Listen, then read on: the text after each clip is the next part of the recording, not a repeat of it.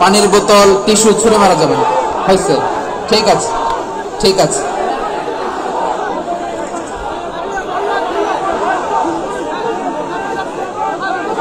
মাশাআল্লাহ, মাশাআল্লাহ, হ্যাঁ ঠিক আছে। আমি জানি এগুলো ভালোবাসা, এই ভালোবাসাগুলো ডুবাবে আমারে।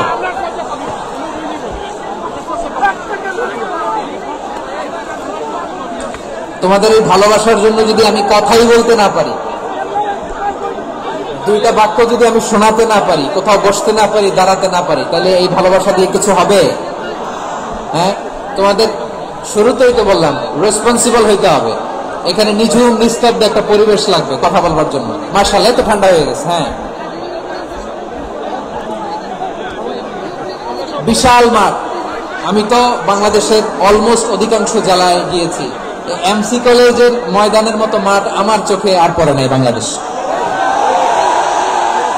এত বড় ময়দান, এই পুরো ময়দানে লাইটিং করে ওনারা ব্যবস্থাপনা করেছেন, এলইডি স্ক্রিন দিয়েছেন যাতে করে দূর দূরান্ত থেকে দেখা যায়। এখন আমাকে সবাই যদি কাছে থেকে দেখতে চাও, কাছে থেকে দেখে দেখে লক্ষ লক্ষ মানুষ, 5 লাখ 10 লাখ লোক কি কাছে বসে দেখতে পারবে? তো এতটুকু স্যাক্রিফাইস তো করতে হবে তোমাদের। হ্যাঁ, ঠান্ডা হয়েছে, ঠিক আছে, মাশাআল্লাহ। হ্যাঁ, এই কয়েকজন শুধু, হ্যাঁ বসে যাও।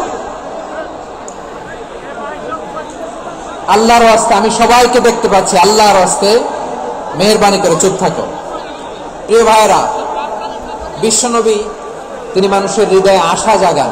আমরা মানুষকে ভয় দেখাই, ঠিক কিনা?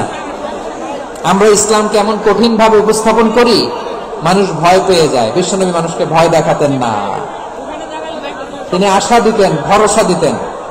কানা রাসূলুল্লাহ সাল্লাল্লাহু আলাইহি ওয়াসাল্লাম ইযা বাআসা আহাদান মিন আসহাবিহি ফি আমরিহি কানা ইয়াকুল বাশশিরু ওয়া লা তুনাফিরু ইয়াসসিরু ওয়া লা তুআসসিরু। কাউকে কোনো দায়িত্ব দিয়ে পাঠালে সাহাবাদেরকে তিনি বলে দিতেন প্রত্যেককে যে বাশশিরু ওয়া লা তুনাফিরু, মানুষকে সুসংবাদ দিও, দিন থেকে ভাগিও না। সহজভাবে ইসলামকে উপস্থাপন করো, ইসলামের শিক্ষাটাকে জটিল করে উপস্থাপন করো না। সুবহানাল্লাহ, কত চমৎকার, কত সুন্দর আমাদের ধর্ম। তিনি বলেছেন সহজ করো, কঠিন করো না, সুসংবাদ দাও, মানুষকে দিন থেকে ভাগিও না। সুবহানাল্লাহ বলেন।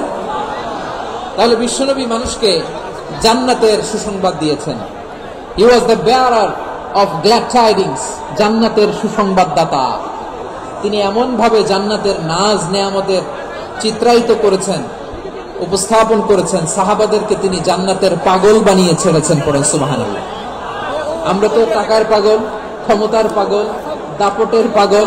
বিশ্বনবীর সাহাবারা ছিলেন আল্লাহর জান্নাতের পাগল। কিসের পাগল? আমরাও আল্লাহর জান্নাতের পাগল হতে চাই কি চাই না? সবাই বলেন, জান্নাতের পাগল হতে চাই কি চাই না? বিশ্বনবী সাহাবাদেরকে জান্নাতের পাগল বানিয়েছেন।